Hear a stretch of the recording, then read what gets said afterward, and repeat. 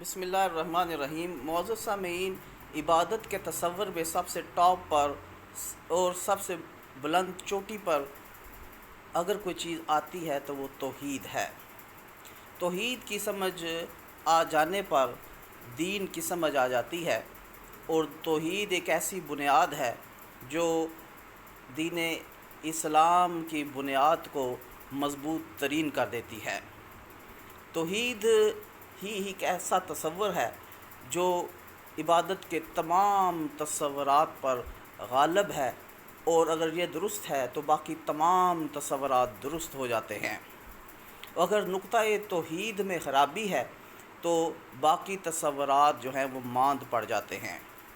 اس لیے یہی وجہ ہے کہ ایسے صحابی بھی تھے جنہوں نے صرف کلمہ طیبہ پڑھا اور چند لمحوں بعد وہ گھوڑے پر بیٹھے اور گھوڑے سے گر کر شہادت پا چکے تھے، اور اس کے ساتھ ساتھ وہ جنت بھی پا چکے تھے۔ کوئی ان کا عمل نہیں تھا، صرف توحید تھی جو ان کے ساتھ گئی۔ اس لیے توحید کا عمل جو ہے وہ بنیادی نقطہ ہے۔ اگر توحید درست ہے تو عبادت کے تمام دیگر عوامل درست ہوں گے۔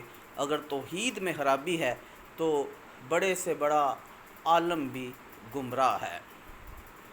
اور ہم یہ دیکھتے ہیں کہ توحید درست ہونے کے نتیجے میں رسالت بھی درست ہو جاتی ہے۔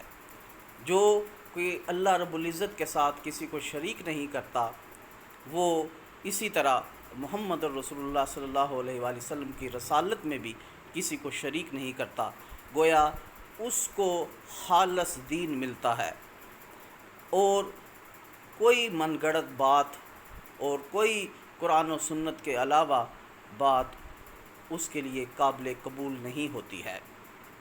اس لیے توحید ہی مینارہ نور ہے، اور توحید کو ہی سمجھنے کی کوشش کرنی چاہیے۔